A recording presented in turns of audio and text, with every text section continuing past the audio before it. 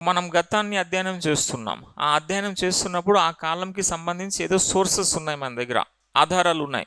ఆ ఆధారాల ప్రకారంగా ఆ గత చరిత్రను ఎట్లా విభజించినాం? చరిత్ర పూర్వయుగం, సంధికాల చరిత్ర యుగం, చారిత్ర యుగం.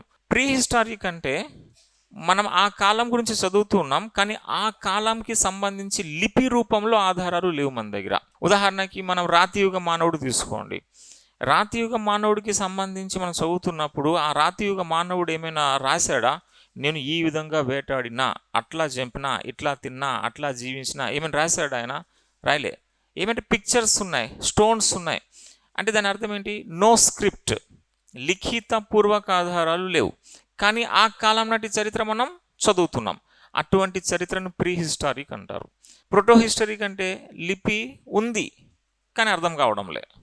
లిపి ఉంది కానీ ఆ లిపి మనకి అర్థం కావట్లే, కానీ వాళ్ళ చరిత్ర మనం చదువుతాం. దాన్ని అంటాం ప్రోటో హిస్టారిక్ అంటాం. మరి హిస్టారిక్ లిపి ఉంది, అర్థమవుతుంది.